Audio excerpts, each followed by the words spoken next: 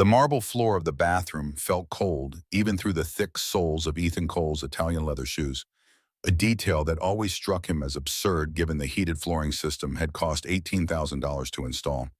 He pushed open the door at 6 in the morning, a bottle of organic formula in one hand and the weight of another sleepless night pressing against his skull like a vice. The penthouse stretched behind him in shadows and silence, 3,200 square feet of luxury that somehow felt smaller than the 400 square foot studio apartment where he'd raised Lily through her first 3 years. He expected emptiness. Instead, he found a woman.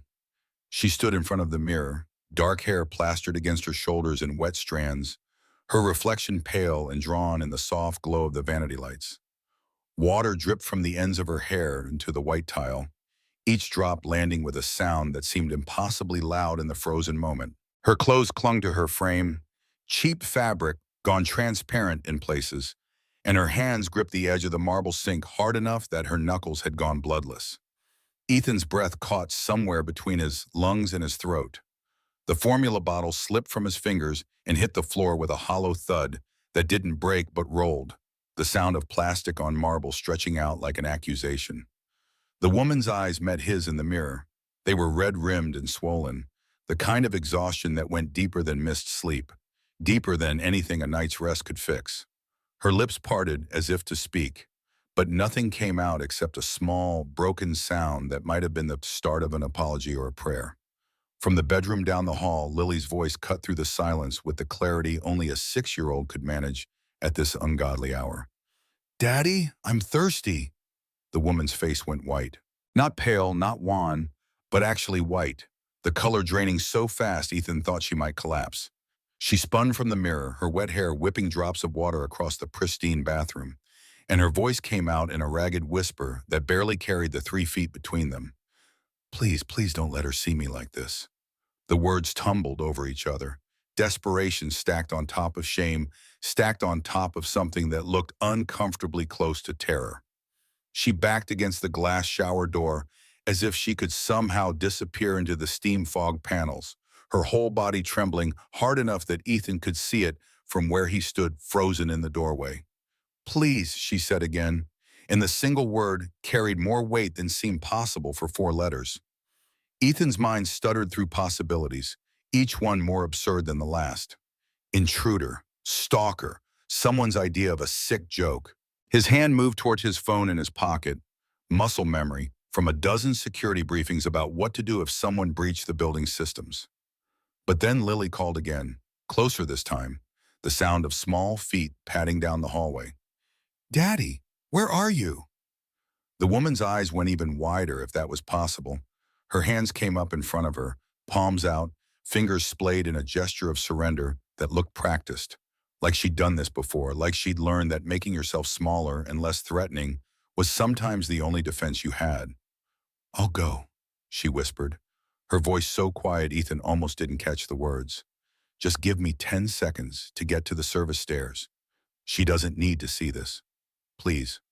Something in the way she said it, the specific phrasing, the care she took to think about what a child should or shouldn't witness, made Ethan hesitate. His hand stopped halfway to his phone. "Daddy!" Lily appeared in the doorway, her blonde hair sticking up in 6 different directions despite the expensive silk pillowcase the nanny had insisted would prevent tangles. She wore her favorite pajamas, the ones with the dinosaurs that Ethan had bought her from Target, back when Target was where he could afford to shop, back before personal shoppers and designer children's boutiques became part of his world. She looked past Ethan, directly at the woman pressed against the shower door, and her mouth formed a small O of surprise. The woman made a sound like something breaking, a sharp intake of breath that came out as half a sigh. She slid down the shower door and ended up sitting on the floor, her back against the glass, her knees pulled up to her chest in a posture that made her look impossibly small. Lily tilted her head to one side, studying the stranger with the unfiltered curiosity of someone too young to have learned the social rules about pretending not to notice when things were wrong. She took a step forward, then another, and Ethan found himself moving without thinking, putting himself between his daughter and this woman he didn't know. This person who had somehow gotten into his home, into his private space, into the bathroom where he'd been about to prepare his daughter's morning bottle. Lily, go back to your room. The words came out harder than he'd intended, sharp with an edge that made Lily's eyes go wide. She'd heard him use his CEO voice before, usually on conference calls when someone was trying to explain why a shipment had been delayed or why numbers didn't add up, but never directed at her. She didn't move. Instead, she looked around him at the woman on the floor and asked with the direct simplicity only children seem capable of, "Why is the lady crying?" The woman buried her face in her hands. Her shoulders shook with the kind of crying that tried to be silent but couldn't quite manage it, the kind that came from a place too deep for quiet. Water still dripped from her hair, darkening the fabric of her clothes where it fell, and Ethan realized with a jolt that she was freezing, actually shivering with cold despite the bathroom's climate control set to a constant 72 degrees. Lily pushed past him before he could stop her. She was small and quick, and she moved with the determination of someone who decided something was wrong and needed fixing. She went straight to the towel warmer beside the shower, the ridiculous luxury item that had come with the penthouse and that Ethan had never quite figured out the purpose of, and pulled down one of the oversized white bath sheets. The towel was bigger than she was. She dragged it across the floor, leaving a trail of disturbed bath mat in her wake, and held it out to the woman with both hands. "You look really cold," Lily said, her voice matter-of-fact in the way that children could be when they saw a problem and a solution and didn't understand why adults made things complicated. "You should dry off so you don't get sick." The woman stared at the towel like it was something precious and fragile, something she didn't deserve to touch. Her hands trembled as she reached for it, and when her fingers closed on the fabric, she clutched it to her chest with a grip that spoke of someone holding on to the only solid thing in a world that had stopped making sense. "Thank you," she whispered, and the words came out broken around the edges. Lily nodded satisfied and turned back to Ethan with a look that said she'd handled the situation and now expected him to do something useful as well. Ethan felt something shift in his chest, a sensation like ice cracking under pressure. He looked at his daughter, 6 years old and already more compassionate than most adults he knew, and then at the woman on his bathroom floor, wrapped in a towel that probably cost more than whatever she was wearing underneath. And he made a decision that the rational part of his brain told him was completely insane. "Lily," he said, his voice gentler this time, "go wait into the kitchen. I need to talk to the lady for a minute." Lily looked like she wanted to argue, but something in his expression must have convinced her. She gave the woman one last concerned look and then padded out of the bathroom, leaving wet footprints on the marble that would dry and disappear within minutes. Ethan waited until he heard his daughter's feet on the hardwood floor of the hallway, heading toward the kitchen at the far end of the penthouse.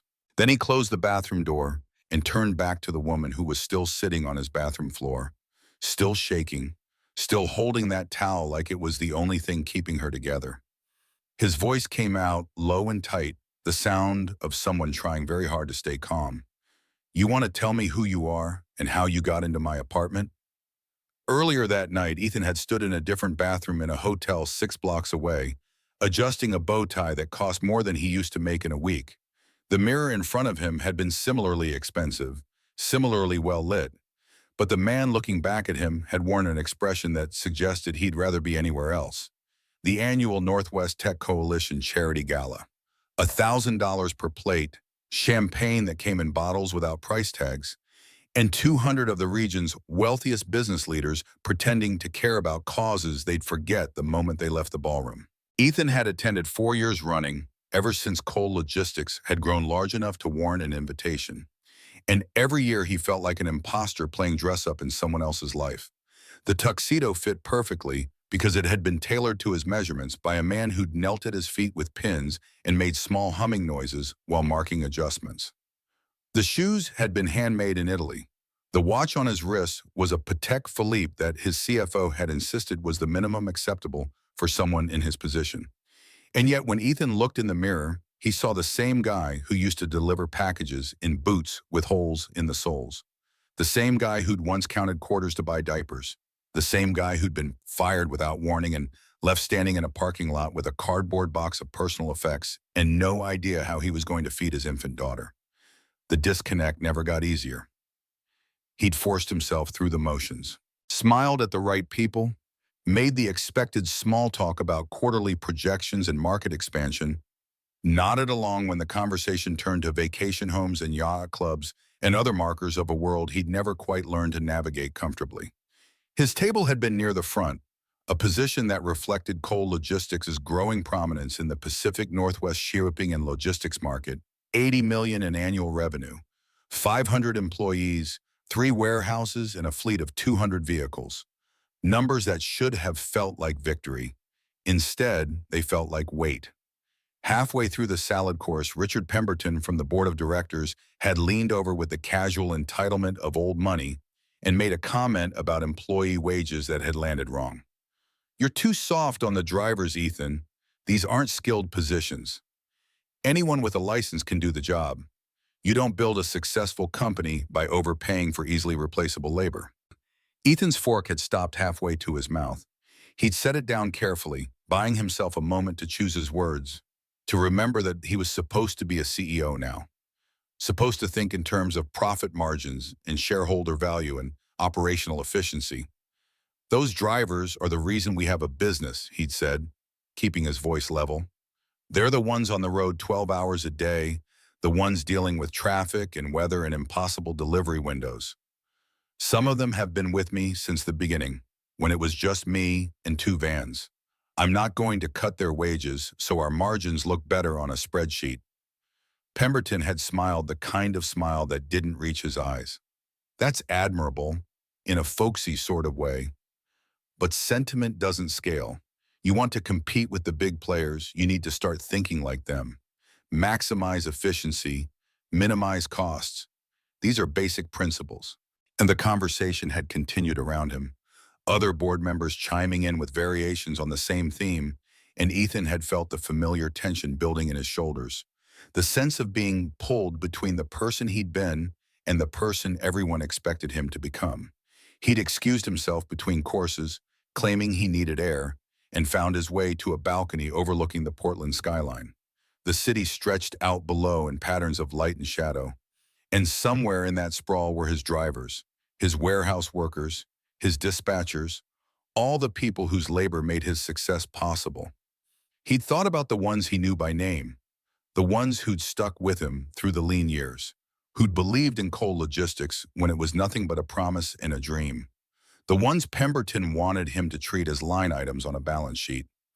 His phone had buzzed with a text from the nanny, "Lily having trouble sleeping and asking for you." Guilt had twisted in his chest. It was almost midnight. He'd kissed Lily goodnight at 7, before she'd even gotten into bed, and now she was awake and asking for him, and he was 6 blocks away, wearing a tuxedo that cost $4,000, and making conversation with people who thought empathy was a weakness.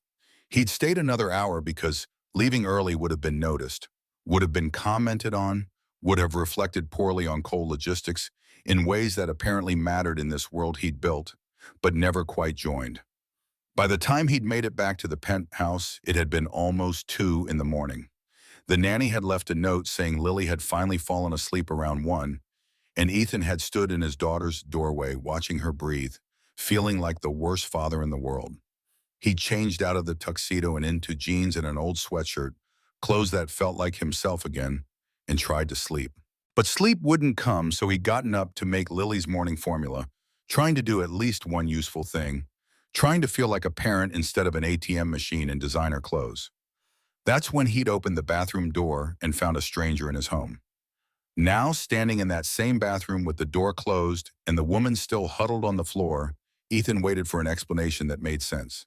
She pulled the towel tighter around her shoulders and took a breath that shook on the way in. "My name is Claire Bennett, and I'm sorry, I know this looks insane. I know I shouldn't be here, but I didn't know where else to go." Her voice was hoarse, like she'd been crying for hours, or maybe like she'd been screaming. Ethan couldn't tell which. He crossed his arms over his chest and stayed where he was, blocking the door without quite meaning to. "That doesn't answer my question. How did you get in?" Claire's eyes dropped to the floor. She seemed to be studying the pattern in the marble, or maybe just looking anywhere that wasn't at him. "The service entrance, the door in the back, the one the building staff uses for deliveries and maintenance. It wasn't locked, not really, it was stuck in the frame, like the latch wasn't catching properly, and I pushed and it opened." Ethan made a mental note to have building security check every entrance point in the morning.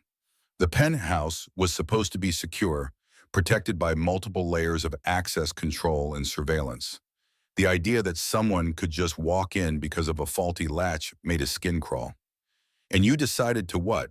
Break into the first apartment you found and take a shower? The words came out harsher than he'd intended, but Claire didn't flinch. She just pulled the towel even tighter and nodded. I wasn't trying to steal anything. I didn't touch anything except the shower. I was so cold. I've been cold for 3 weeks straight, and I saw the door, and I thought if I could just get warm for a few minutes, just clean for a few minutes, I could think straight again. I could figure out what to do next. 3 weeks. The timeline stuck in Ethan's mind, a detail that felt significant even though he couldn't immediately place why. You're homeless. It wasn't a question. Claire's appearance made it obvious. The layers of cheap clothing gone ragged, the thinness that came from missed meals, the particular kind of exhaustion that settled into someone who had nowhere safe to sleep. But saying it out loud seemed to shift something in the air between them. Claire's jaw tightened. She looked up at him with eyes that held more pride than seemed possible given the circumstances, and when she spoke, her voice carried an edge. I used to have an apartment, a nice one, a maid, a life. Things change. Before Ethan could respond, before he could ask the obvious follow-up questions, Claire's expression shifted. The pride drained out of it, replaced by something that looked like recognition dawning slowly, like puzzle pieces clicking into place. Wait, she said, her voice going quiet. You're, you're the man from the convenience store. Ethan felt his stomach drop. He hadn't made the connection until she said it, but now the memory came rushing back with uncomfortable clarity. 2 weeks ago, maybe closer to 3, a Tuesday morning before work, stopping at the 7-Eleven on his way back from dropping Lily at school. He'd been wearing jeans and an old Cole Logistics polo shirt, clothes he kept for when he wanted to visit the warehouses without looking like corporate management descending from on high. There'd been a woman at the counter counting change with hands that shook slightly, staring at the price tags on granola bars like she was doing complex mathematics in her head. She'd had the look of someone trying to decide between a food and bus fare, a look Ethan recognized from his own past with a clarity that had made his chest tighten. He grabbed a sandwich and a bottle of water from the cooler, walked up to the counter, and handed them to her before his brain could talk him out of it. Everyone has bad days, he'd said, keeping his voice light, trying not to make it feel like charity. Things get better. She tried to refuse, tried to say she was fine, but he'd already handed the clerk a 20 for his own coffee and her items and walked out before she could argue. The whole interaction had taken maybe 90 seconds, and he'd thought about it twice since then. Just another moment in a city full of moments. Just another person struggling to get by. Except now that person was sitting on his bathroom floor. Claire was staring at him with an expression he couldn't quite read. Something between disbelief and something that might have been hope if hope came wrapped in exhaustion and desperation. You gave me a sandwich, she said, her voice barely above a whisper, and water. And you said, she trailed off, her eyes getting bright with unshed tears. You said things get better. And I kept the wrapper. I kept it in my pocket like some kind of talisman because it was the first time in weeks anyone had treated me like I was human, like I mattered. And I thought maybe if someone that kind existed in the world, maybe you were right. Maybe things could get better. She laughed, but it came out broken and wrong. And then they got so much worse. I lost the room I was renting because I couldn't make the payment. My landlord threw my stuff in the hallway and changed the locks while I was out looking for work. I tried a shelter, but they were full. I slept in my car until someone broke in and stole everything I had left. My wallet, my phone, the last bit of cash I'd been saving. Everything. The words spilled out faster now, like a dam breaking. I've been sleeping in parking garages and bus stations for the past week, washing up in public bathrooms, trying to stay invisible. And last night it was so cold, and I was walking through this neighborhood looking for somewhere warm, and I recognized this building. I remembered it from that day, from seeing you come out of the service entrance with a coffee cup. And I thought, I thought if I would just get inside for a few minutes, just long enough to get warm and clean, I could keep going. I could figure out the next step. She looked up at him with eyes that held too much pain for someone who couldn't be more than 35. I wasn't going to stay. I wasn't going to take anything. I was just so tired of being cold. The explanation settled between them like something fragile. Ethan stood there processing it, trying to reconcile the woman in front of him with the person he'd helped at the convenience store, trying to understand how someone could fall that far that fast.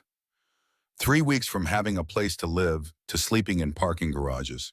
It was the kind of downward spiral he'd nearly experienced himself, back when Lily was a baby and he'd been one missed paycheck away from eviction, one broken down car away from losing everything. The distance between stability and catastrophe was always smaller than people wanted to believe. Lily's voice carried from the kitchen, pitched loud enough to reach the bedroom. "Daddy, is the lady okay?" Claire's face crumpled. She pressed her hands over her mouth like she could physically hold back the emotion. But tears leaked out anyway, tracking down her cheeks in paths that had been worn smooth by repetition. "I'm so sorry," she whispered through her fingers. "I'm sorry, I'll leave right now. I shouldn't have come here. I shouldn't have involved you. I'll just go." She started to stand, using the shower door for support, her movements unsteady. Ethan found himself moving without thinking, reaching out to steady her elbow when she swayed slightly. She was freezing, her skin cold enough that he could feel it through the thick fabric of the towel. "When's the last time you ate something?" The question seemed to catch her off guard. She blinked at him like she'd forgotten such a thing as food existed. "I, yesterday, I think. There was a church that was giving out sandwiches, but I missed dinner because I was trying to find somewhere to sleep before dark, and by the time I found a spot, the shelter kitchens were closed. Yesterday, maybe." She wasn't even sure. Ethan thought about the gala he'd attended, the plates of food he'd barely touched, the waste that had been casually accepted as part of the evening's excess. He thought about Pemberton telling him to think of employees as replaceable labor, about the board members who'd nodded along like that was just common sense. He thought about his daughter asking why the lady was crying and immediately offering the only help she could think of. Sometimes children understood things adults had forgotten. He made a decision that the rational part of his brain screamed was reckless. "Come on," he said, his voice coming out gruffer than intended. "You're going to eat something before you fall over, and then we're going to figure this out." Claire stared at him like he'd started speaking a foreign language. "I can't. I shouldn't. You have a daughter. You don't know me. I could be anyone. You're someone who's hungry and cold and who helped my daughter feel compassion instead of fear," Ethan said. "That's enough for right now." He guided her out of the bathroom, keeping a hand on her elbow because she still looked unsteady on her feet. The hallway stretched ahead of them, all hardwood and recessed lighting and designer touches that had come with the penthouse. Claire moved like she was afraid to touch anything, like she might leave contamination behind. The kitchen was at the far end of the apartment, a sprawling space of granite counters and stainless steel appliances that Ethan had never quite learned to use properly. Lilith was sitting at the island, swinging her legs and watching the doorway with the patient expectation of someone who knew her father would eventually do the right thing. She brightened when she saw Claire, then frowned when she got a better look at her. "You're still wet. You need dry clothes." Ethan hadn't thought that far ahead, but Lily was right. Claire's clothes were soaked through, and the towel wrapped around her shoulders wasn't going to fix that. He did some quick mental calculations about sizes and what might be in his closet that could work. "I'll find you something," he said, directing Claire toward one of the island stools. "Sit. Don't move. Lily, can you pour some orange juice?" His daughter nodded seriously and slid off her stool to retrieve the juice from the refrigerator, a task that required both hands and careful concentration. Ethan took the opportunity to disappear into his bedroom, rifling through drawers until he found an old coal logistics sweatshirt and a pair of sweatpants that would be too big but at least would be dry and warm. When he returned to the kitchen, Lily had managed to pour juice into a glass without spilling and was presenting it to Claire with the pride of someone who'd accomplished something significant. Claire took the glass with shaking hands and drank like someone who'd forgotten what it felt like to have anything in their stomach. Ethan set the clothes on the counter. Bathrooms down that hall, second door on the right. Change into these. Take your time. Claire looked at the clothes, then at him, then at Lily, and something in her expression broke open. Why are you being nice to me? The question hung in the air, raw and honest. Ethan thought about all the possible answers. Because I've been where you are. Because my daughter's watching and learning what it means to be human. Because I can afford to and you can't. Because walking past people who need help is how we lose ourselves piece by piece. Instead, he said simply, because everyone deserves a chance to be warm and fed. Go change. We'll talk after. Claire disappeared down the hallway with the clothes clutched to her chest. Ethan turned his attention to the refrigerator, pulling out eggs and bread and butter, ingredients for something simple. His hands moved through the familiar motions of cracking eggs and heating a pan. Muscle memory from years of making breakfast for Lily on mornings when the nanny hadn't arrived yet. Mornings when it was just the two of them against the world. Lily climbed back onto her stool and watched him cook with the focused attention she usually reserved for her favorite cartoons. Is the lady going to stay with us? The question was so direct, it caught Ethan off guard. He scrambled the eggs, buying himself time to formulate an answer that was honest without being alarming. I don't know, sweetheart. She's going through a hard time. Sometimes people need help. Like when Daddy needed help after Mommy left? The observation landed with the precision of a knife between ribs. Ethan had tried to shield Lily from the worst of those years. From the nights when he'd stayed up until 3 in the morning trying to balance a budget that wouldn't balance. From the times he'd skip meals so she could have enough. From the constant grinding fear that one more thing going wrong would push them over the edge. But children notice more than adults gave them credit for. Yeah, he said, his voice rough.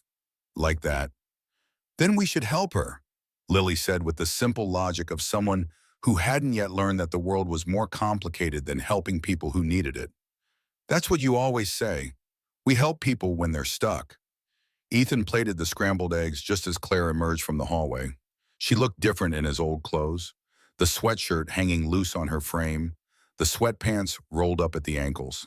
Her hair was still damp, but she tried to comb it with her fingers, and the act of being clean and dry had brought some color back to her face.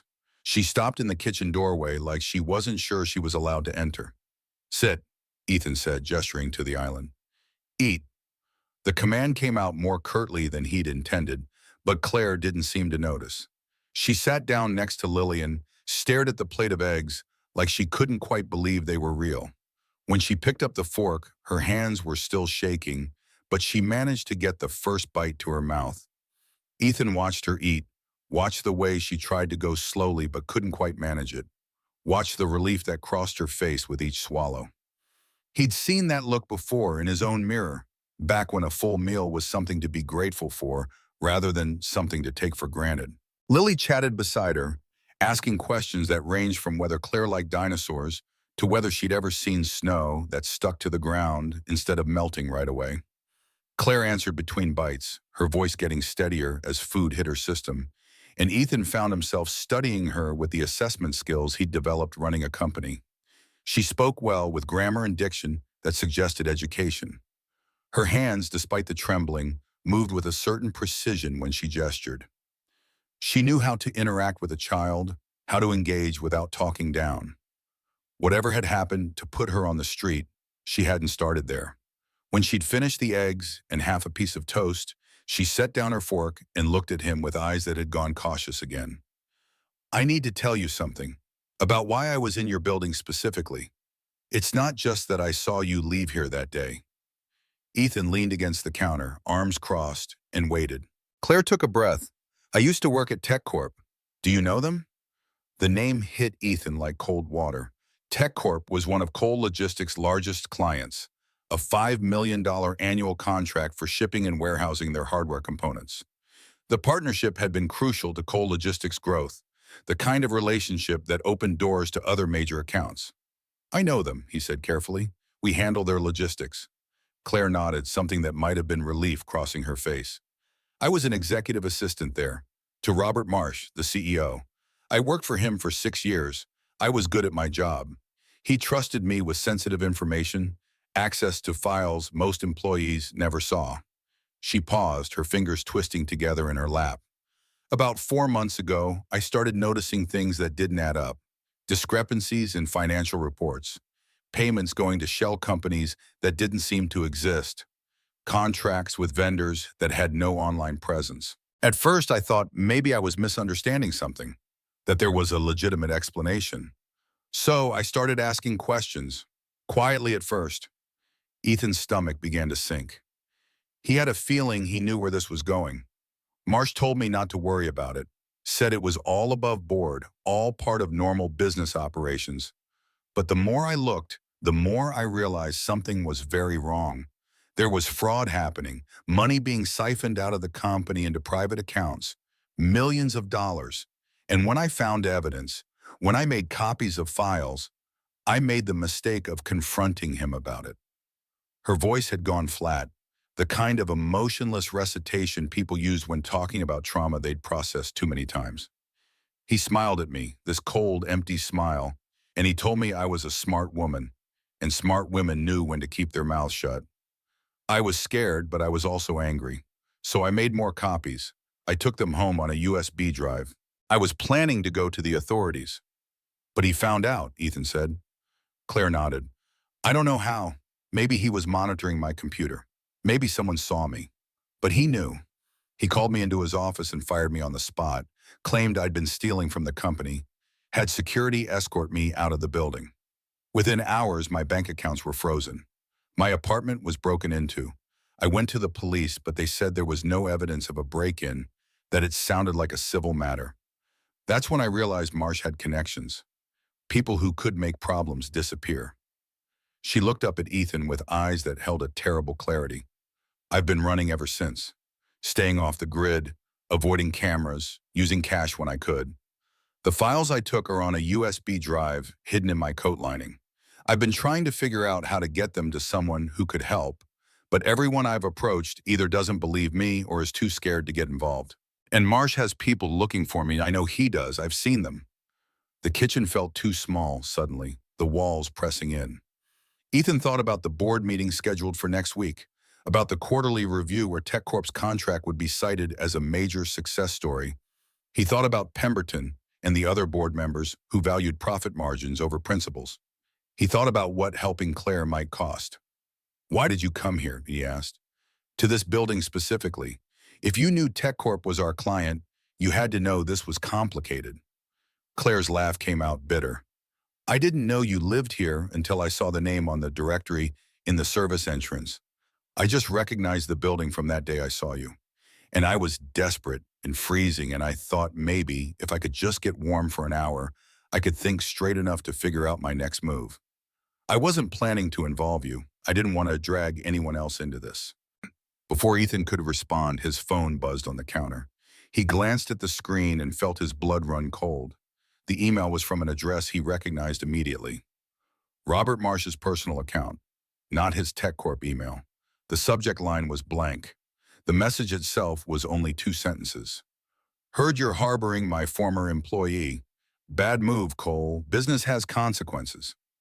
Attached was a police report, Claire's name highlighted in yellow, charges of corporate theft laid out in official language that made her sound like a criminal rather than a whistleblower.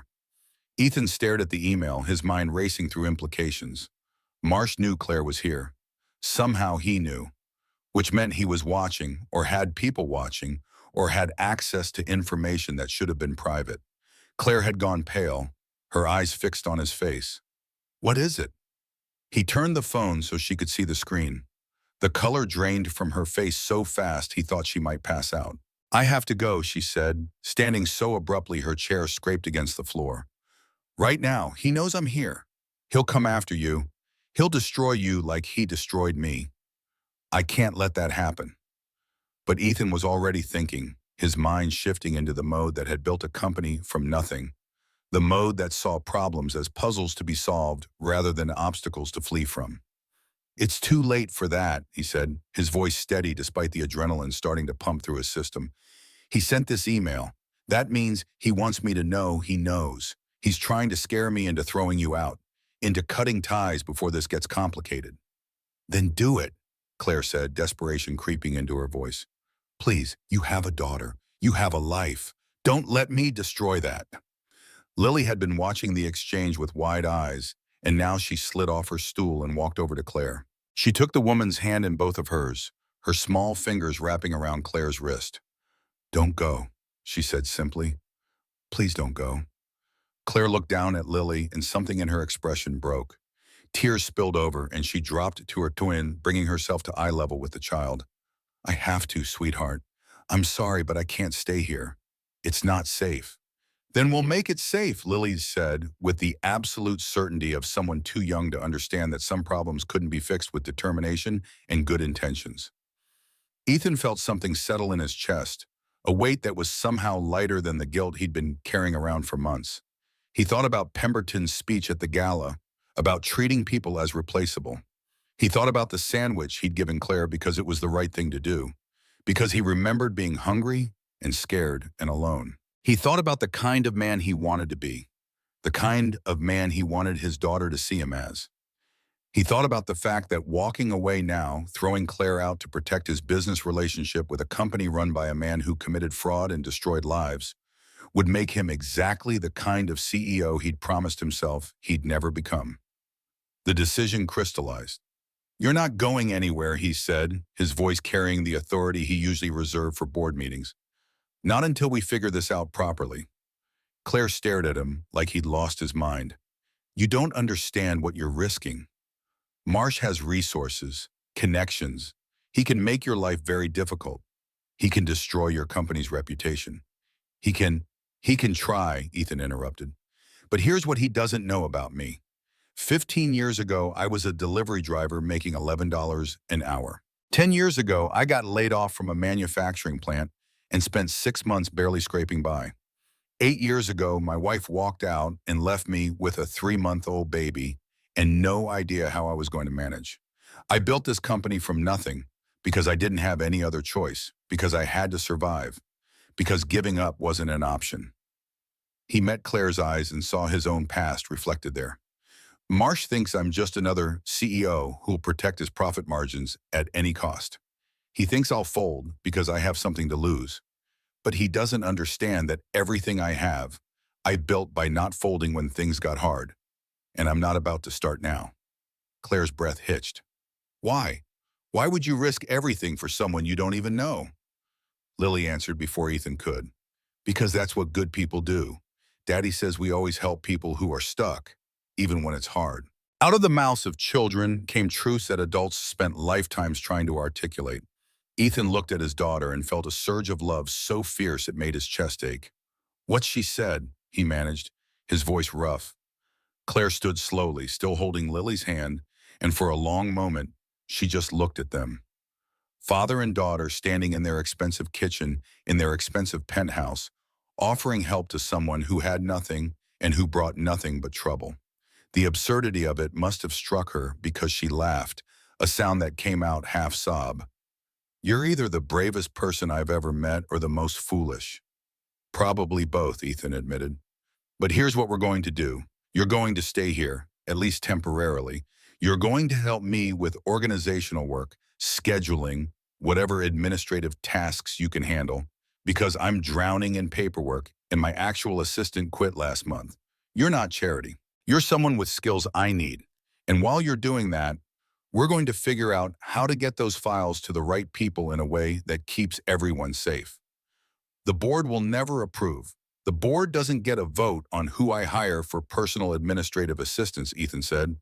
"And by the time they find out, it'll be too late to object without looking petty."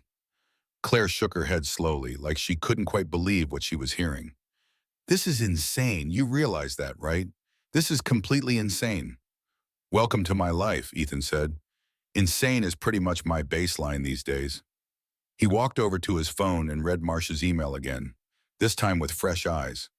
The threat was clear but vague, the kind of thing designed to intimidate without providing concrete evidence of wrongdoing.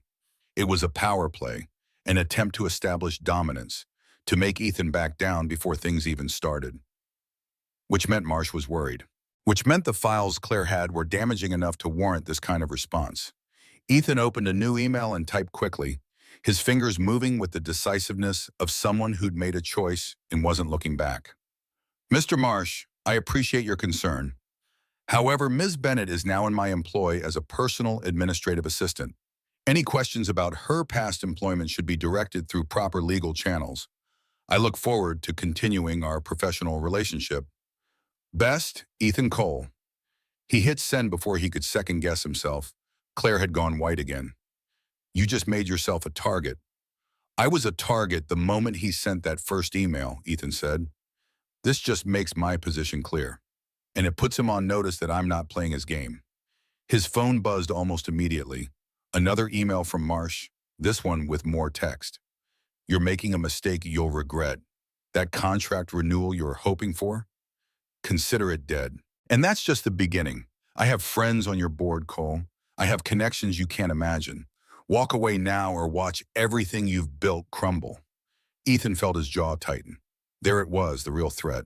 The board, the contract, the implication of power and influence that could destroy Cole Logistics from the inside. He showed Claire the email. She read it and her face went from white to gray. He's not bluffing. He really does have that kind of reach. You need to think about this. Really think about it. Is helping me worth losing your company? Lily was still holding Claire's hand, and now she tugged on it to get her attention. Daddy always says we don't let bullies win, even when they're scary. The simplicity of it cut through the complexity like a blade. Ethan looked at his daughter and realized she'd been paying attention all these years, absorbing lessons he hadn't consciously tried to teach, learning values from watching him navigate the world. Sometimes rescue wasn't about saving someone else. Sometimes it was about saving yourself from becoming someone you couldn't live with. We do this right, he said, his voice steady. We document everything. We get the files to people who can actually do something with them. And we prepare for Marsh to come at us with everything he's got. But we don't back down. We don't fold. And we don't let him win just because he's scary.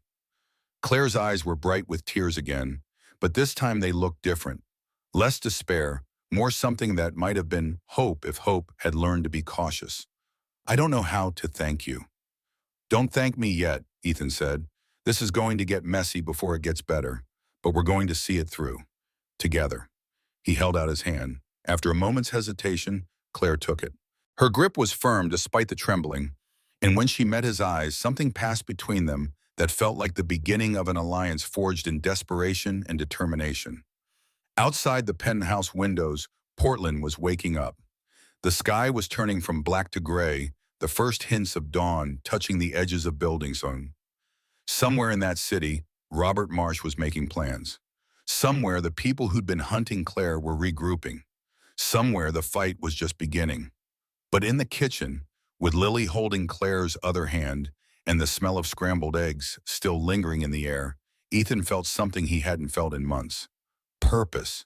Not the hollow purpose of quarterly earnings and board meetings and networking events that made him feel like an imposter.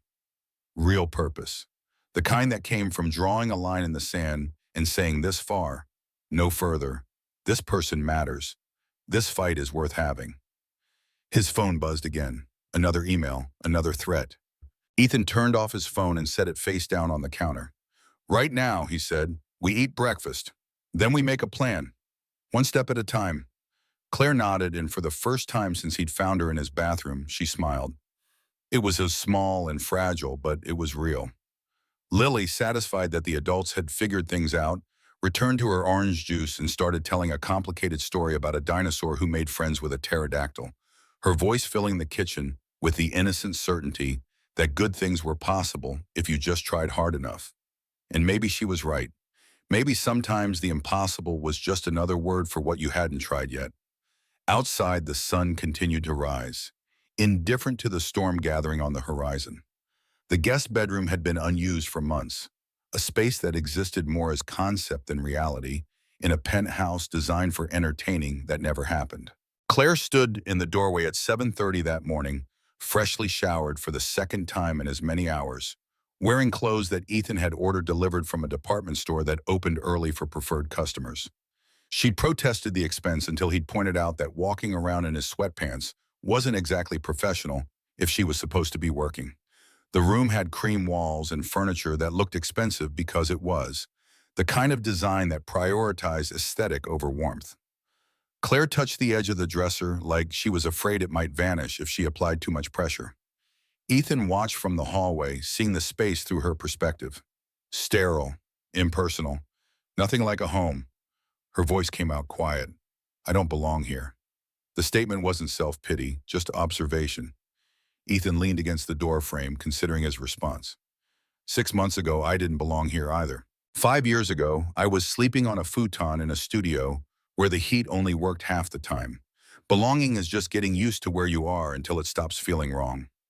Claire turned to face him, and in the morning light streaming through the floor-to-ceiling windows, he could see details he'd missed earlier.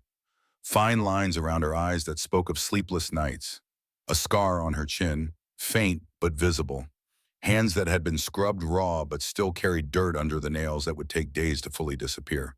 She'd spent 3 weeks on the street. The evidence lived in her body. If I'm working for you, I should probably know what I'm supposed to be doing. Practical, direct. The shift in tone told Ethan she'd made a decision to compartmentalize, to focus on the immediate and manageable rather than the overwhelming totality of her situation.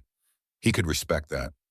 My office is a disaster. I've got 3 months of correspondence I haven't properly filed, a calendar system that makes no sense because I keep changing it, and about 40 different projects that need tracking. My last assistant quit because I'm apparently impossible to work with. Fair warning. The corner of Claire's mouth twitched, almost a smile. I organized Robert Marsh's entire operation for 6 years. If I could handle his ego and his completely irrational filing system, I can probably manage yours. 2 hours later, Ethan sat in his home office watching Claire transform chaos into order with the efficiency of someone who'd spent years mastering exactly this kind of work. She'd commandeered his desk, relegating him to the leather chair in the corner, usually reserved for reading financial reports he never had time to properly absorb. Papers that had been scattered across every available surface were now sorted into stacks with labels written in her precise handwriting. File names that had made sense only to him were being reorganized into a system that actually followed logic. She moved through the work with focus that bordered on meditation, and Ethan realized she was using it as an anchor. Something familiar, something she could control when everything else had spun wildly beyond her grasp. His phone rang. The private investigator he'd called at 6:30 that morning, before Claire had emerged from the guest room. Marcus Webb had come recommended by the company's legal team as the best in the business, former FBI with connections throughout federal law enforcement. The conversation had been brief but productive. Webb would start immediately, needed 48 hours for preliminary findings, charged rates that made Ethan grateful he could afford them. The callback came faster than expected. Mr. Cole, I've got some initial information you need to hear. It's not good. Ethan stepped into the hallway, closing the office door behind him. Claire glanced up briefly but returned to her work when he gestured that he'd be a moment. Webb's voice came through the phone, clipped and professional. Robert Marsh is dirty. Not just white-collar fraud dirty, connected dirty. I've got sources confirming he's been laundering money through TechCorp for at least 3 years, using shell companies to move cash from sources you don't want to think too hard about. Your Ms. Bennett stumbled onto something bigger than corporate embezzlement.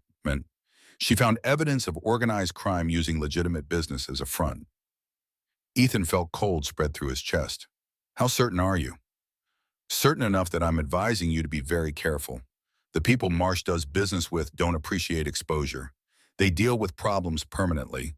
If they think Ms. Bennett has evidence that could unravel their operation, they won't stop at threatening emails. The implication hung in the air like smoke. What do you recommend? Get the evidence to federal authorities as quickly as possible. Make it public enough that eliminating the source becomes pointless. And in the meantime, increase security. These aren't amateurs we're dealing with. Ethan thanked him and ended the call. Through the office door's glass panel, he could see Claire working, unaware that the danger she'd been running from was exponentially worse than either of them had understood. He should tell her. She deserved to know. But first, he needed to make some calls. Lily appeared at his elbow, materializing with the supernatural stealth that 6-year-olds somehow mastered. She tugged on his shirt. Claire says she can make lunch if we have ingredients. Can we have grilled cheese? The kind with the tomato soup? Simple requests, normal childhood needs. The mundane interrupting the catastrophic. Ethan looked down at his daughter and felt determination crystallize into something harder than fear. Yes, sweetheart, we can have grilled cheese. The board meeting wasn't scheduled until next week, but Richard Pemberton called at 2 o'clock that afternoon with the tone of someone who'd discovered a problem that needed immediate correction. Ethan, we need to talk about your new assistant. No preamble, no courtesy, just direct accusation wrapped in corporate politeness. Claire Bennett is highly qualified. She has 6 years of executive-level experience. She also has allegations of corporate theft on her record, and she's connected to Robert Marsh, who happens to be one of our most important clients. This looks bad, Ethan. Really bad. The optics alone, the allegations are false. Marsh planted them because she discovered fraud he was committing. I'm helping her clear her name. Silence on the other end, the kind of silence that meant Pemberton was recalculating, adjusting his approach. When he spoke again, his voice had shifted from collegial to formal. I'm calling an emergency board meeting for tomorrow morning, 9 a.m. We need to discuss this situation and its potential impact on the company. There's nothing to discuss. Who I hire for personal administrative work is my decision. Not when it threatens a $5 million contract and puts the entire company at risk. Tomorrow, Ethan, 9 a.m. Be prepared to explain yourself. The call ended before Ethan could respond. Claire had stopped working. She stood in the office doorway, her expression carefully neutral in a way that suggested she'd heard enough to understand what was happening. I should leave before the meeting. Make it easier for you to salvage the relationship with Marsh. No, hey, Ethan, I'm not throwing you to the wolves to make my board happy. End of discussion. She looked like she wanted to argue, but movement outside caught both their attention. Through the penthouse's front windows, the street below was visible. A black sedan had pulled up across from the building entrance, sleek and expensive in a way that made it stand out in the residential neighborhood. It sat there, engine running, not parking, not leaving, just watching. Ethan's phone buzzed. A text from an unknown number. Nice place you've got. Shame if something happened to it. He showed Claire the message. Her face went pale, but her voice stayed steady. They're not subtle anymore. That means they're getting desperate, or they're trying to scare you into making a mistake. It's working. The admission came out before he could stop it. Claire's expression softened, sympathy mixing with something that might have been guilt. I'm sorry, I never meant for any of this to touch you or Lily. If you'd known, you still would have had nowhere else to go. The problem isn't you. The problem is them. The black sedan stayed for another hour before finally pulling away, but the message had been delivered. We know where you live. We can reach you whenever we want. You're not safe. That evening, Ethan went down to the parking garage to retrieve his car for a quick run to pick up the prescription medication Lily needed for her occasional asthma. The garage was well lit and secure, part of the building's premium amenities, monitored by cameras and accessible only via keycard. He approached his Tesla, the sleek Model S that his CFO had insisted was the appropriate vehicle for a CEO, and something made him pause. Instinct. The same instinct that had made him successful in business by noticing when details didn't quite align. He knelt down beside the front wheel and looked underneath. Fluid pooled on the concrete. Dark, spreading slowly. He touched it with his finger and brought it close to his face. Brake fluid, unmistakable. His hands were steady as he pulled out his phone and turned on the flashlight. The brake line had been cut cleanly, precisely, not damaged, severed. Someone had crawled under his car and deliberately sabotaged it. If he'd driven out of the garage, made it to the street, picked up speed before hitting the brakes, the image of Lily in the back seat flashed through his mind. His hands started shaking. He called building security first, then the police. By the time they arrived, he'd photographed everything from multiple angles, documented the evidence with the thoroughness of someone who understood that details mattered when things went legal. The security guard looked genuinely shaken. The cameras had been looped, he explained. A 15-minute window between 8 and 8:15 that evening where the footage showed nothing but static.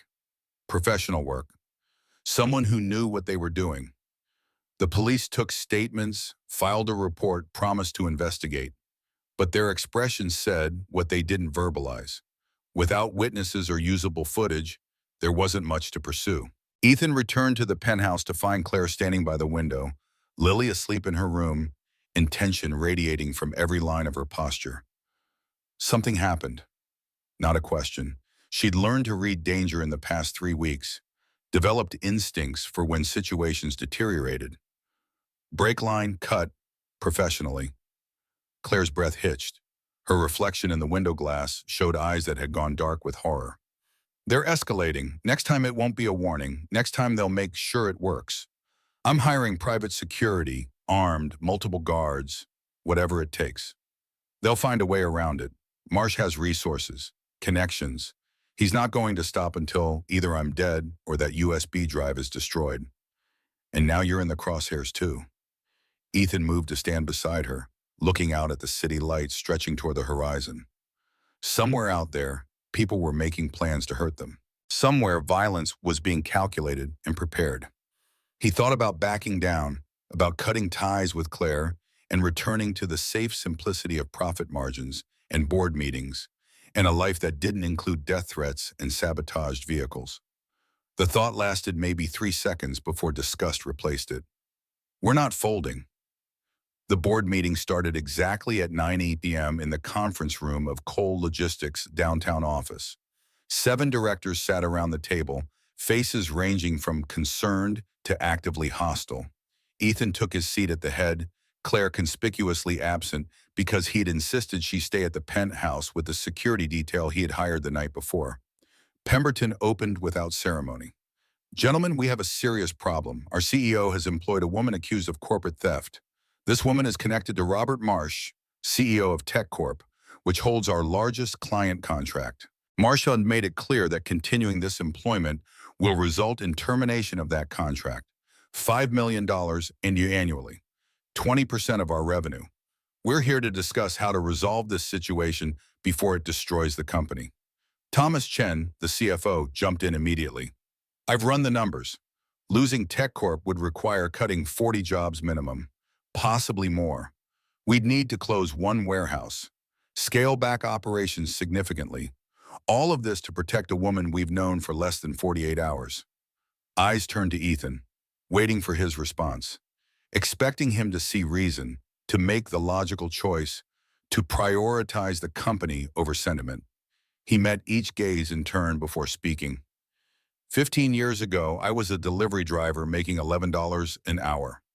I worked hard, showed up on time, did my job well, and when the company I worked for needed to cut costs, I was laid off without warning. No severance, no explanation. Just a box for my belongings and security escorting me out. I had a 3-month-old daughter and no idea how I was going to feed her. Pemberton's expression suggested he didn't see the relevance, but Ethan continued. I built Cole Logistics on a principle that people matter more than profit margins, that loyalty goes both ways, that we treat our employees like human beings, not replaceable parts. Every single person in this room has benefited from that approach. Our retention rates are the highest in the industry. Our employees work harder because they know we value them. That's not sentiment. That's smart business. That's very touching, Pemberton cut in, his voice dripping condescension. But it has nothing to do with the current situation. It has everything to do with it. Claire Bennett uncovered fraud, major fraud. Instead of being protected, she was destroyed. Her boss used his power and connections to ruin her life because she tried to do the right thing. And now we're sitting here debating whether to abandon her to save a contract with the same man who destroyed her. You want to know what that makes us? Silence. It makes us complicit. It makes us the kind of company that values money over ethics. And if we do that, if we partner with criminals and throw whistleblowers under the bus, then everything I built here means nothing. Chen leaned forward, his tone placating. Ethan, nobody's questioning your values. But we have a responsibility to our shareholders, our employees. 500 people depend on this company. Can we really risk their livelihoods for one person? Those 500 people trust us to be better than this. And the moment we prove we're not, the moment we show that our principles only matter when they're convenient, we lose the foundation that made this company successful. Pemberton's patience snapped. This is exactly what I warned about. You're too soft, too attached to some working-class fantasy of noble poverty. You're a CEO now, Ethan. Act like it. Make the hard choice. Fire the woman, keep the contract. Save the company. The words hit like physical blows, each one designed to cut at the exact insecurity Ethan carried. The fear that he didn't belong in this world, that he was playing at being a businessman, that his background disqualified him from making real decisions. He thought about his daughter asking why they helped people even when it was hard. He thought about Claire organizing his office with the competence of someone who deserved a chance to rebuild. He thought about the kind of man he wanted to be when he looked in the mirror. When he spoke, his voice carried absolute certainty. I'd rather lose this company than lose my integrity. If we can't stand for what's right when it costs us something, then we don't stand for anything at all.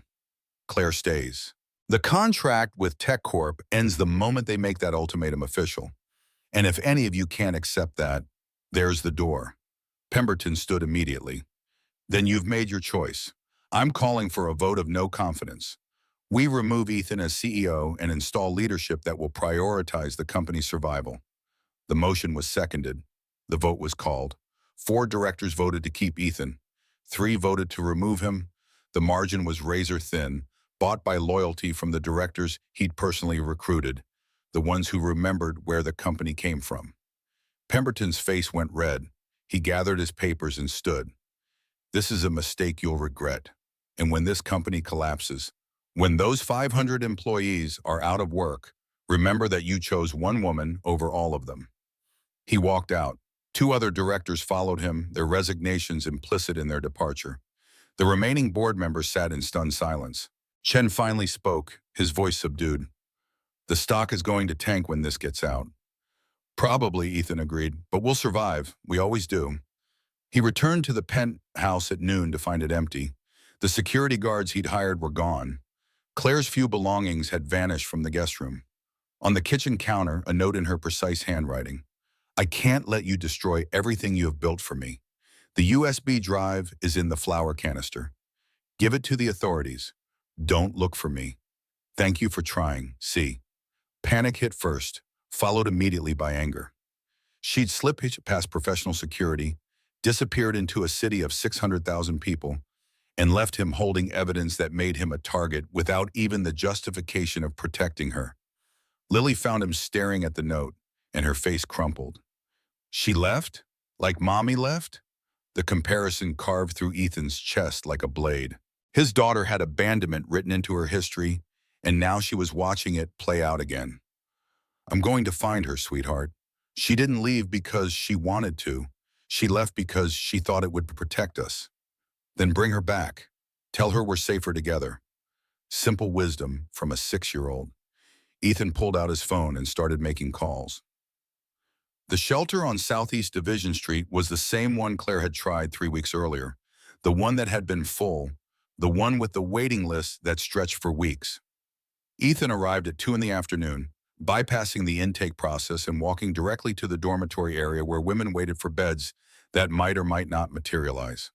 Claire sat in a plastic chair near the back, her shoulders hunched inward, making herself small.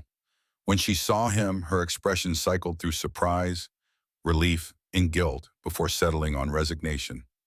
She stood as he approached, her voice barely above a whisper. You shouldn't have come. You left. I had to. The board was right. I'm destroying everything you worked for. The board was wrong, or at least the ones who quit were wrong. We won the vote. You staying doesn't cost me the company. Hope flickered in her eyes before doubt smothered it. For now. But when TechCorp pulls the contract, when the stock drops, when employees start getting laid off because revenue's down, you'll regret this. You'll regret me. Ethan moved closer, lowering his voice so the conversation stayed between them. 10 years ago, a stranger gave me $50 when I was counting change to buy diapers, handed it to me in a grocery store parking lot, and said, pay it forward. I never saw them again. Never got their name. But that $50 meant I could feed my daughter for a week. It meant I didn't have to choose between food and rent. It meant everything. Claire's breath caught. I've spent a decade trying to pay that forward. Building a company that treats people with dignity, helping employees when they're struggling, making choices based on what's right instead of what's profitable. And every time I do it, I remember that stranger who helped me when I had nothing. He reached out and took her hand, feeling how cold her fingers were despite the shelter's heating. You're not destroying what I built. You're the reason I built it in the first place, to help people who need it, to stand up against bullies who think power makes them untouchable, to prove that we can be better than the worst examples around us. Claire's eyes were bright with tears she refused to let fall. I'm falling for you, and that terrifies me, because everyone I've ever cared about has been hurt. But walking away now wouldn't keep you safe. It would just mean I abandon you to fight this alone, and I can't do that. The words settled between them, honest and raw. Claire's hand tightened around his. This is insane. We barely know each other. We're being hunted by criminals. Your company is imploding. This is the worst possible foundation for anything real. Probably, but I'd rather have something real in the middle of chaos than something safe that means nothing. She laughed, the sound breaking around the edges. You are either the bravest person I've ever met or completely out of your mind, Teo. Can it be both? The almost smile that crossed her face made something warm bloom in Ethan's chest. He was about to say something else, something about coming back to the penthouse where security could actually protect her, when his phone buzzed with an alert from the security company he had hired. Intruder detected at penthouse, armed response activated. His blood went cold. Lily. Claire's face went white as understanding hit. They were already moving, running for the exit, Ethan calling the guards as they burst onto the street. The line rang twice before connecting. Mr. Cole, we have the situation contained. 3 individuals attempted to breach the service entrance. We've detained them and called the police. Your daughter is safe in the panic room as per protocol. Relief hit so hard, Ethan had to lean against a building to stay upright. Claire gripped his arm, her own relief palpable. But the message was clear. They'd come to the penthouse. They'd tried to get to Lily. This had escalated beyond threats. His phone rang. Marcus Webb, the PA, Mr. Cole, you need to move your family now. My sources just confirmed that Marsh has put out a contract. $50,000 to whoever retrieves that USB drive and eliminates the witness. These are professionals he's hired. They won't stop. We detained 3 at my penthouse 20 minutes ago. Those weren't the professionals. Those were local thugs, testing your security. The real threat is still coming. Ethan made a decision. We're leaving the city. Tonight. Do you know somewhere safe? I can arrange a safe house, but you need to understand running only buys time. The permanent solution is getting that evidence to federal authorities in a way that makes killing you pointless. Then arrange both, safe house and federal contact. We end this. The next 2 hours passed in a blur. Ethan returned to the penthouse long enough to collect Lily from the panic room, pack essentials, and retrieve the USB drive from the flour canister where Claire had hidden it. The security team reported that police had taken the 3 intruders into custody, but without concrete evidence of intent to harm, they'd likely be released within hours. Claire helped pack with the efficiency of someone who'd learned to move quickly, who understood that staying in one place meant vulnerability. She and Lily worked together, the child chattering about what stuffed animals needed to come, and Claire responding with gentle patience that made the crisis feel almost normal. By 6 p.m., they were in a car driven by one of Webb's associates, heading east out of Portland. The driver was ex-military, silent and competent, taking routes that avoided major highways and kept checking mirrors for tails. Lily fell asleep in the back seat, her head on Claire's lap. Claire stroked the child's hair with gentle repetition, and Ethan watched them in the rearview mirror, this accidental family created by circumstance and crisis. Claire caught him looking, and something passed between them. Unspoken, complex, the recognition that they were bound together now by more than just mutual survival. The safe house turned out to be a cabin an hour outside Portland, tucked into forest that provided natural cover. Basic but secure, with reinforced doors and a security system that would alert them to anyone approaching within 100 yards. They carried Lily inside without waking her, settling her on one of the 2 bedrooms. The space was small, furnished with the bare minimum, everything focused on function over comfort. Claire stood in the main room, looking around with an expression that might have been exhaustion or might have been surrender. We can't run forever. We won't have to. Webb is setting up a meeting with a federal contact, someone who specializes in corporate fraud and organized crime. We get them the evidence, they build a case, and Marsh becomes too exposed to keep coming after us. And if it doesn't work? Ethan moved to stand beside her, close enough to feel her warmth. Then we figure out plan B, but we do it together. No more running off to protect me. No more trying to face this alone. She turned to face him fully, and in the dim light of the cabin, her features were soft and vulnerable in a way he hadn't seen before. Why are you doing this, really? Not the noble speeches about paying it forward, the real reason. He thought about lying, about falling back on platitudes. But she deserved better than that. Because walking away from you would destroy something in me I've been trying to protect my entire adult life. The belief that people matter more than profit. That doing the right thing counts for something. That we can be better than the world expects us to be.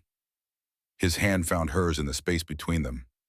And because somewhere in the past 48 hours you stopped being a stranger I was helping and became someone I can't imagine not fighting for. Claire's breath hitched. She stepped closer, close enough that he could see the gold flecks in her eyes, the way her pulse jumped at her throat. This is a terrible idea. We're being hunted. We barely know each other. Everything about this is insane. I know. We should be focusing on survival, not whatever this is. I know. If we do this, if we let this be real, it's going to complicate everything. I know. She reached up and touched his face, her fingers tracing the line of his jaw with gentle precision. Then kiss me anyway. Let me have something good before the world falls apart again. He closed the distance between them, his lips meeting hers with a tenderness that felt like coming home.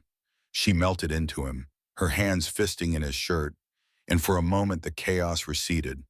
There was just this: connection, warmth, the possibility that something good could grow even in the worst circumstances. When they finally pulled apart, both breathing hard, Claire rested her forehead against his. We're going to survive this. We have to, because I want more of that. Ethan was about to respond when movement outside caught his attention. Through the window, a shadow moved between trees, too large to be an animal, too deliberate to be accident. He pulled Claire down behind the couch just as the first gunshot shattered the window.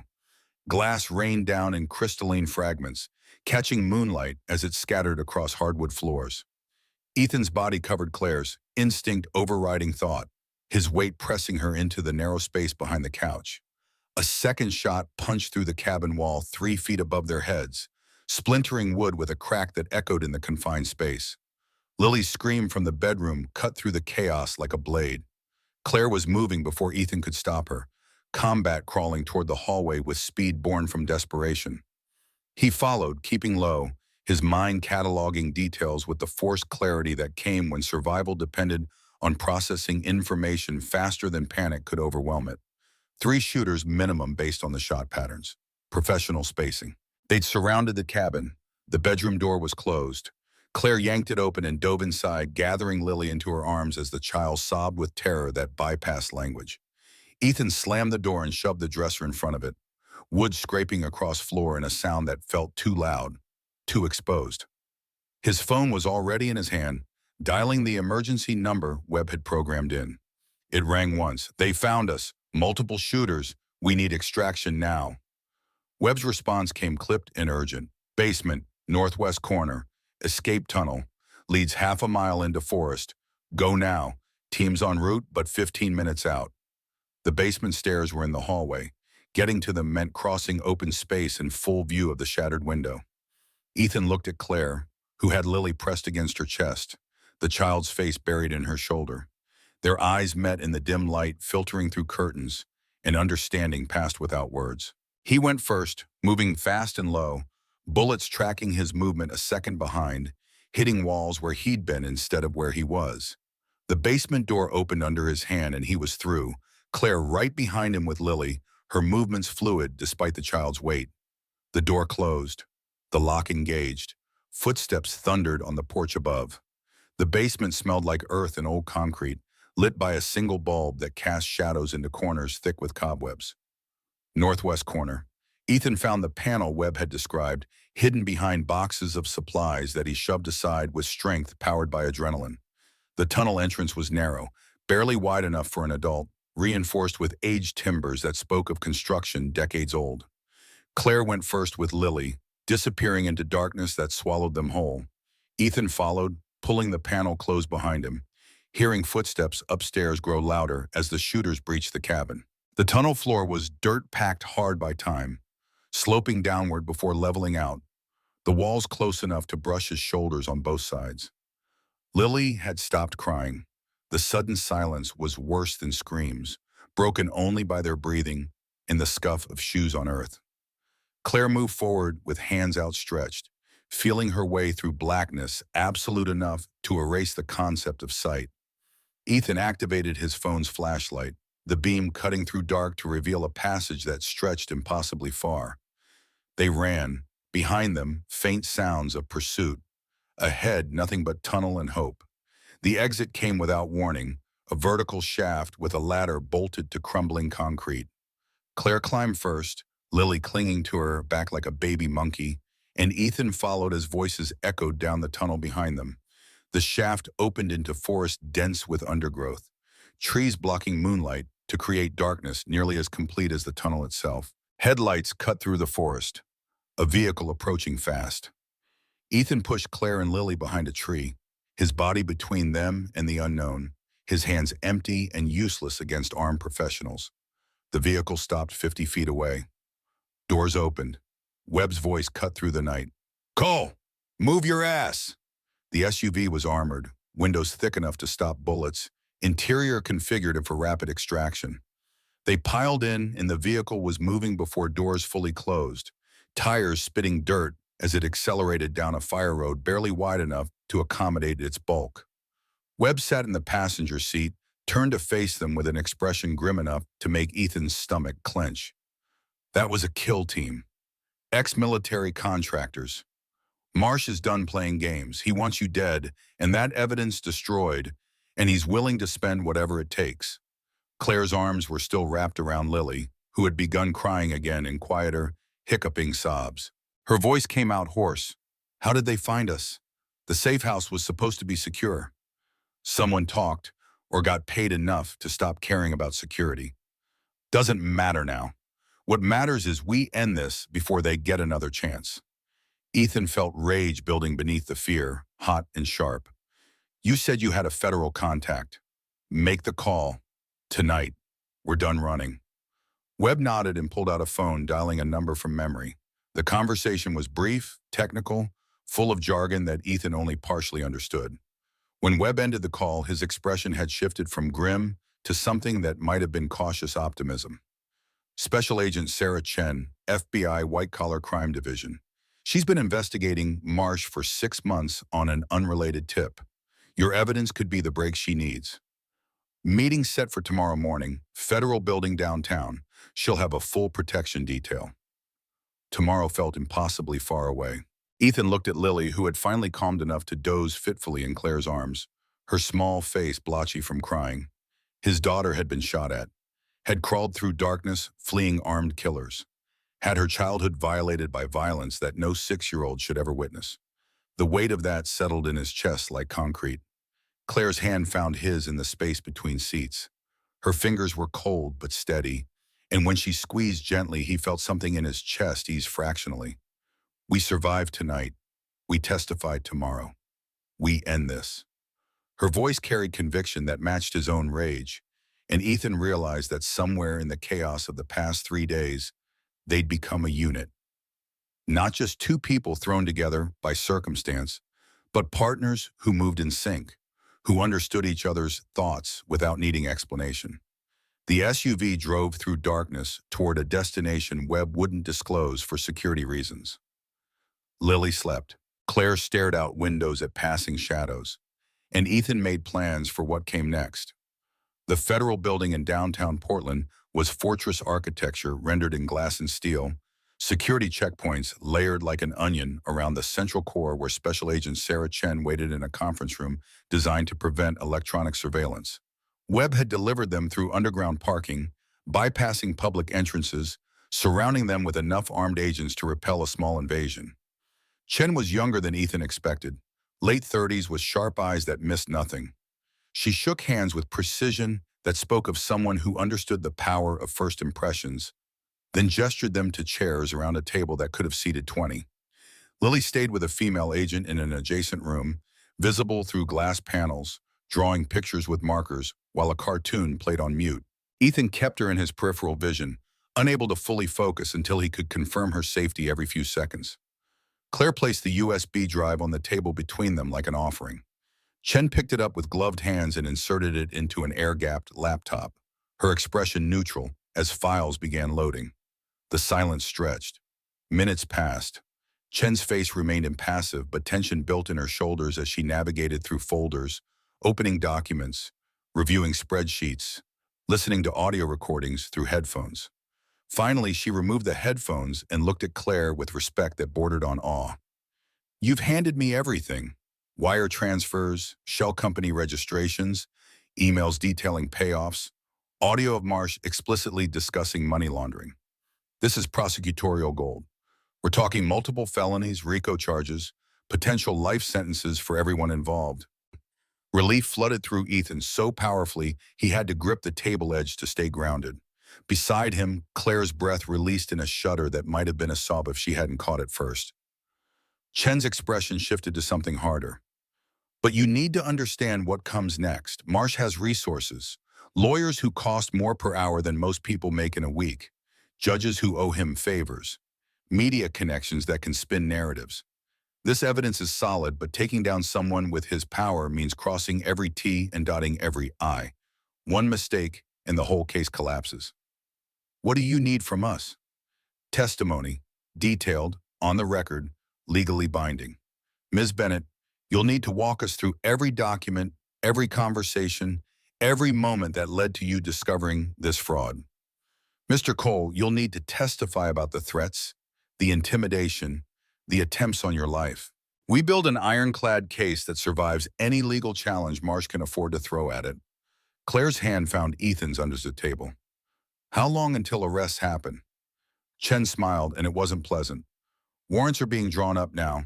We've been investigating Marsh for months, like I said, but we didn't have evidence this concrete. With what you've provided, we can move fast. 72 hours, maybe less. And once arrests start, it'll cascade. We'll flip lower-level players, build testimony chains, dismantle the entire operation." She stood, gathering the laptop with the care of someone handling explosives. "You'll be in protective custody until this is done. Secure location, armed guards, everything you need. I won't lie to you, Marsh is going to fight, but he's going to lose. Because what you've given us doesn't just prove fraud. It proves organized crime connections that bring federal RICO statutes into play. He's facing life in prison, and so are his associates. They can't make that go away no matter how much money they throw at it." 3 days in protective custody blurred together in sameness. The safe house was comfortable but sterile, all generic furniture and neutral colors designed to be forgettable. Federal agents rotated shifts, professional and distant, their presence a constant reminder that normal life had been suspended indefinitely. Lily adapted with the resilience of children, treating the situation like an extended sleepover, charming agents into coloring sessions and teaching them the rules of games she invented on the spot. Claire spent hours preparing testimony with prosecutors, walking through timelines and evidence chains until her voice went hoarse. Ethan fielded calls from Cole Logistics, managing crisis from lockdown. The stock had dropped 30% after news broke about the TechCorp contract termination. Employees were nervous. Clients were calling for reassurance. The company he'd built was hemorrhaging value while he sat in protective custody, unable to physically address the concerns. But Thomas Chen, the CFO who'd stayed loyal through the board meeting, stepped up. He held emergency all-hands meetings, sent company-wide memos about standing by principles, worked 18-hour days to stabilize operations. When Ethan called to check in, Chen's voice carried exhaustion, but also something that might have been pride. "The team's rallying. They're angry about what happened to you, scared about what it means for jobs. But they're also proud. Turns out standing up to criminals plays well with employees who felt invisible their whole careers. We're getting applications from top talent who want to work for a company with actual values. Stock will recover. We just need to survive the short term. The words helped, not enough to erase worry, but enough to remind Ethan that the fight was worth having. On the third night, Claire found him standing at the window overlooking a garden bathed in security lighting. She moved to stand beside him, close enough that their shoulders touched. "Lily's asleep, finally." She asked when we could go home. "What did you tell her?" "Soon, that Daddy's doing something really important and we just have to be patient." Ethan turned to face her fully, seeing exhaustion written in every line of her features, but also strength that hadn't been there 3 days ago in his bathroom. "When this is over, when the arrests happen and the trial starts and you're not in immediate danger anymore, what do you want? Really want not just survival but life beyond this?" Claire considered the question with the seriousness it deserved. "I want my name cleared. Want to work again as something other than a fugitive or a victim. Want to wake up without checking over my shoulder. Want to take Lily to a park without worrying that someone's going to attack us." She reached up and touched his face, fingers gentle. "And I want to see if this thing between us can survive normal life. Because right now everything's extreme. Life and death, crisis and adrenaline. We barely know each other outside of trauma. I need to know if what I feel is real or just survival instinct latching onto the nearest source of safety." Her honesty cut through any platitudes Ethan might have offered. He covered her hand with his. "Then we take it slow. We survive this crisis. We let you rebuild. We give ourselves time to figure out what's real and what's just us clinging to each other in a storm. And if it turns out to be real, then we figure out what comes next. Together, one step at a time. No rushing into anything that isn't built on solid ground." Claire smiled, and it reached her eyes for the first time since he'd known her. "I can work with that." The arrest began on a Wednesday morning at 7 a.m. Federal agents executed warrants simultaneously across 12 locations, taking down Robert Marsh at his home, 4 TechCorp executives at their offices, and 6 associates connected to the money laundering operation at various locations throughout the Pacific Northwest.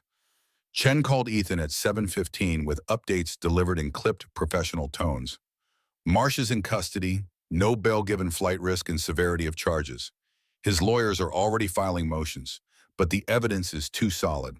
We've frozen his assets, seized company records, and 3 of his associates are already negotiating plea deals in exchange for testimony. It's over. You won. You and Ms. Bennett took down one of the biggest fraud operations we've seen in years." The news should have felt like victory. Instead, Ethan felt drained, emptied of emotion by days of sustained crisis. Beside him, Claire listened on speakerphone, her expression cycling through relief and disbelief and something too complex to name. "What happens now?" "You're free to go. Protection detail will remain in place until the trial, but you can return to normal life. Marsh's ability to hurt you died the moment we put handcuffs on him. The people he hired only care about money, and frozen assets means no payment. They've already scattered." Normal life. The concept felt foreign. They left protective custody that afternoon, returning to the penthouse that felt simultaneously familiar and alien. Someone had repaired the shot-out window at the cabin. The Tesla had been serviced and returned to the parking garage with new brake lines. Life had continued in their absence, the world spinning on while they existed in suspended animation. Lily ran from room to room, reacquainting herself with toys and spaces, her laughter echoing through halls that had been silent for days. Claire stood in the guest bedroom doorway with an expression that suggested she was calculating how long hospitality lasted before it became imposition.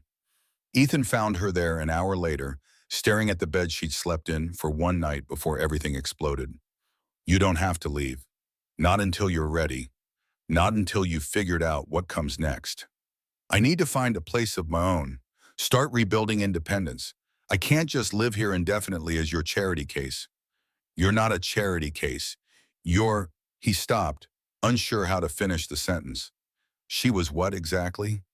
Too complicated to reduce to simple labels. Claire's smile was shade and understanding. "I'm someone who needs to prove I can stand on my own before I can be part of anything else. Let me do this my way, Ethan. Let me rebuild with dignity instead of dependence." 6 months later, Winter gave way to early spring in Portland, rain softening to drizzle and bulbs pushing green through earth that had been frozen. The trial had started, installed, and restarted. Legal maneuvering creating delays that frustrated prosecutors but couldn't change the inevitable outcome. Marsh's lawyers were good, but evidence didn't care about legal gymnastics. Coal Logistics had survived the crisis, stock recovering as Chen predicted, new contracts replacing the old ones. The company's reputation for ethical business actually strengthened by the very scandal that should have destroyed it. Pemberton and the directors who'd resigned had been replaced by people who understood that principles mattered, that being the kind of company employees were proud to work for created value that quarterly reports couldn't capture. Ethan had stepped back from 18-hour days, hiring a COO to handle operations while he focused on strategy and the parts of the business he actually enjoyed. He picked Lily up from school 3 days a week. He made dinner most nights. He learned to be present instead of just proximate. Claire had found work at a nonprofit called Ethics Watch, an organization that supported corporate whistleblowers and helped expose fraud. Her executive skills translated seamlessly, and within 3 months she'd been promoted to director of operations. She'd rented an apartment in a neighborhood that felt safe without being sterile, close enough to the penthouse that Lily could visit but far enough to establish independence. They dated slowly. Dinners where conversation flowed easy, walks through parks where Lily ran ahead chasing pigeons, movies where they held hands in darkness and remembered that life existed beyond crisis. The intimacy built gradually, layers of understanding accumulating until the foundation felt solid enough to support weight. There had been setbacks, Claire waking from nightmares about being homeless, the trauma rising when she least expected it, Ethan struggling with guilt about employees who'd suffered during the stock collapse, the weight of leadership heavier than he'd anticipated. Moments where the gap between who they were and what they'd been through felt too wide to bridge. But they kept showing up, kept choosing each other, kept building something real from the wreckage of catastrophe. On a Saturday morning in March, Ethan stood in his penthouse kitchen making breakfast while Lily set the table with concentrated focus. Claire was due to arrive in 10 minutes for their standing weekend brunch, a tradition that had evolved organically from convenience to cornerstone. The doorbell rang. Lily ran to answer it, throwing herself at Claire with the enthusiasm of someone who hadn't seen her in days instead of 48 hours. Claire laughed and caught her, spinning the child in a circle before setting her down and ruffling her hair. She met Ethan's eyes across the kitchen, and something passed between them that no longer needed words. Recognition, affection, the certainty that whatever they were building, it mattered. They ate scrambled eggs and toast while Lily narrated a complicated story about playground politics, her worldview expanding to include dramas that seemed impossibly important to someone 6 years old. Claire listened with attention that never wavered, asking questions that showed she understood how seriously children took their social ecosystems. After breakfast, Lily disappeared to her room to play, and Ethan and Claire found themselves alone in the living room with coffee and comfortable silence. Claire broke it first, her voice carrying weight. The prosecutor called yesterday. Marsh's final appeal was denied. Sentencing is scheduled for next month. They're projecting 15 to 20 years minimum. Justice delivered in bureaucratic language and prison terms.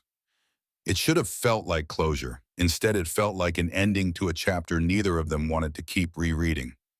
How do you feel about it? Claire considered the question, her fingers wrapped around her coffee mug. Vindicated, relieved, sad that it took losing everything to get people to listen, angry that the system protects people like Marsh until the evidence becomes too overwhelming to ignore. She looked at him directly, but mostly grateful, because if I hadn't lost everything, I wouldn't have ended up in your bathroom looking like a drowned rat. I wouldn't have met Lily. I wouldn't have found you. The words hung in the air between them, honest and vulnerable. Ethan set down his coffee and moved to sit beside her on the couch. I've been thinking about something you said in protective custody, about not knowing if what we felt was real or just survival instinct. I remember. 6 months is long enough to answer that question. Long enough to see each other in normal circumstances. Long enough to know this isn't just trauma bonding. His hand found hers, fingers interlacing with the ease of practice. I'm in love with you, Claire. Not because you needed rescuing, not because we survived something terrible together, but because of who you are when life is calm, because of how you laugh at Lily's terrible jokes, because of the way you organize chaos into sense, because you make me want to be better than I knew how to be. Claire's breath caught, her eyes bright with emotion that she didn't try to hide. I love you too, and it terrifies me, because everyone I've cared about has been hurt or has left, but I'm done letting fear make my decisions. I choose this. I choose you. I choose us. When the kiss was different from the desperate collision at the cabin. Slower, deliberate, a promise instead of a plea. When they pulled apart, Claire was smiling through tears. I should probably mention that my lease is up next month. You should probably mention what you're planning to do about that. I was thinking maybe I don't renew. Maybe I find somewhere that feels more like home. Ethan's heart stuttered. Any ideas where that might be?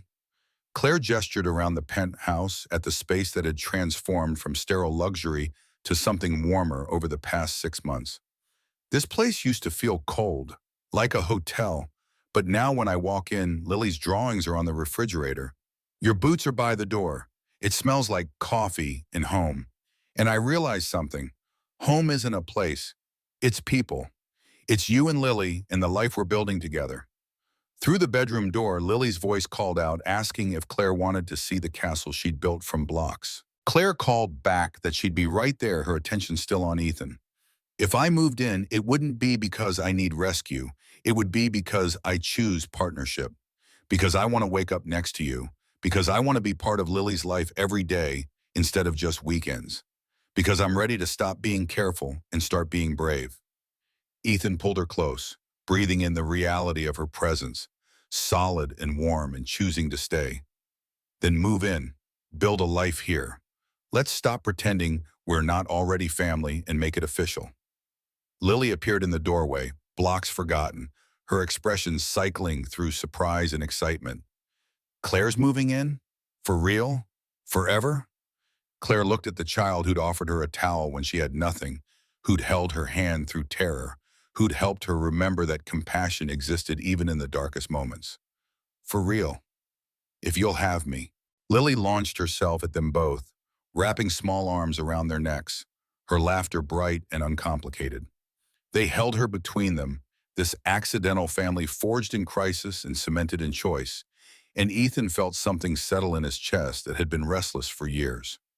Through the windows, Portland stretched out under spring rain, the city that had witnessed their collapse and their rebuilding. Somewhere in that sprawl, Marsh sat in a cell awaiting sentencing. Somewhere, life continued for the 500 employees who depended on coal logistics. Somewhere, the world spun on with its usual chaos and beauty. But here, in this moment, there was only warmth and laughter and the promise of tomorrow.